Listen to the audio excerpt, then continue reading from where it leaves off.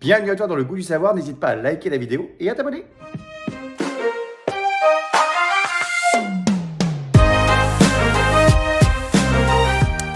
Alors, je viens de voir qu'on avait une question de François sur le web, mais du coup on a changé de chronique qui nous disait quels sont les différents types de mémoire.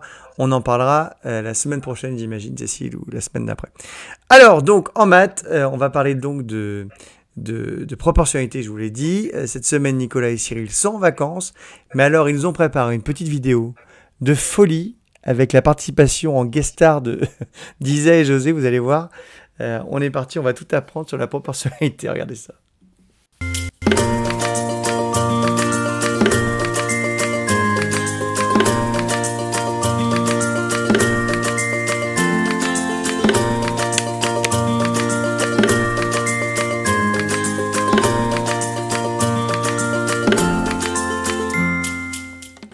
Ne vous y trompez pas, aujourd'hui nous allons bien faire des mathématiques, mais comme d'habitude en se faisant plaisir. Alors Nicolas, quel petit plat allons-nous préparer pour nos deux invités?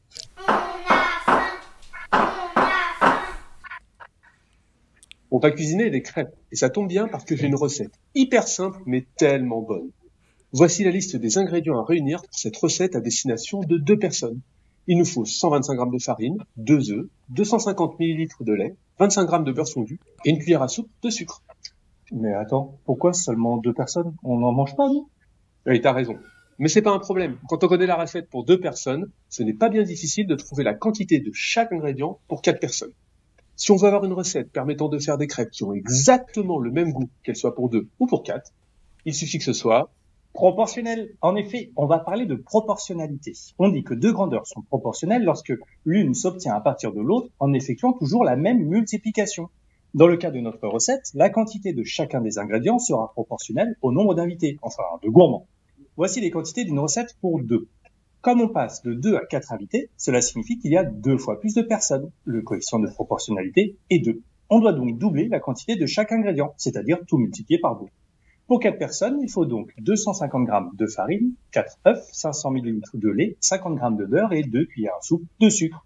Bon, bah c'est parti, on y va? On se met au fourneau? D'accord, on va commencer par casser les œufs et... Non. Tiens, c'est qui? Ouais, c'est nous. C'est bien ici la crêpe partie? C'est José et Isa. Et ils ont même le pot de confiture. Mais comment est-ce qu'on va faire? Parce qu'autant passer d'une recette de 2 à 4, c'est facile. Mais comment passer de 4 à 6 gourmands? Ne t'inquiète pas, on va utiliser la même méthode, à savoir la proportionnalité. Il est vrai que dans les tables que l'on apprend en primaire, on ne connaît pas quelque chose qui multiplié par 4 donne 6. Mais rappelez-vous, on connaît la recette pour 2 personnes. Donc pour trouver la quantité de chaque ingrédient pour 6 personnes, il suffit d'ajouter celle pour 2 personnes et 4 personnes. Ainsi, il nous faut 375 g de farine, 6 œufs, 750 ml de lait, 75 g de beurre fondu et enfin 3 cuillères à soupe de sucre. Cette fois-ci, on a agi sur les colonnes dans notre tableau qui représente notre situation proportionnelle. On aurait pu aussi passer de la quantité pour 2 à celle pour 6 en multipliant par 3, ou encore de passer de celle de 4 à 6 personnes en multipliant le tout par 1,5. Tout est prêt. Cette fois-ci, c'est la bonne. Il ne reste plus qu'à cuisiner. C'est parti. On sent bien le goût du savoir. Bon appétit à tous.